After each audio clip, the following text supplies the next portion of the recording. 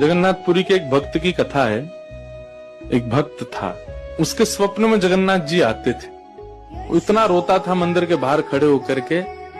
तो ठाकुर जी बोले, तू क्यों रोता है? बोले, आप बस मेरे साथ रहो, मुझे और कुछ नहीं चाहिए, और इस बात का मुझे अनुभव होना चाहिए कि आप मेरे साथ हो। तो भगवान जगन्नाथ जी ने उसको कहा, मैं तेरे साथ हमेशा हूं, और इसका अनुभव तुझे जब करना हो समुद्र की बालू में चलना, और थोड़ी दूर चलने के बाद फिर पीछे देखना, 2 पैरों के निशान तेरे होंगे और तेरे बगल में 2 पैर के निशान मेरे होंगे। उससे तुझे पता चल जाएगा मैं तेरे साथ।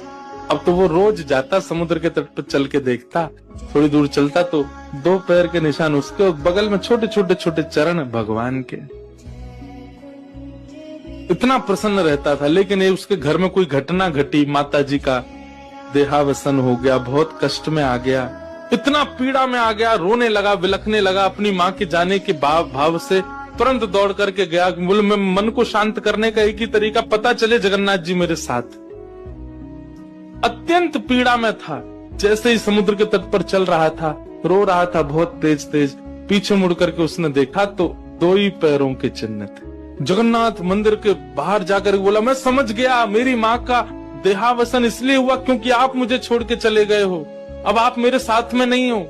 आपने कुछ दिन मेरा संग किया, उसके बाद मुझे अकेला छोड़ दिया। नाथ, आप ऐसा कैसे कर सकते? मुझसे क्या अपराध हुआ? रोने लगा, बिलखने लगा।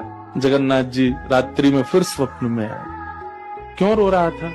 बोले, नाथ, आप मेरे साथ थे हमेशा, और आज आप मेरे साथ नहीं थे। मैंने जाके देखा 2 ही चरण चिन्ह थे, और आज ही मेरी माँ का भगवत धाम गमन हो गया। इसका मतलब आपने मुझे त्याग दिया ना? मुझसे कोई अपराध हुआ है?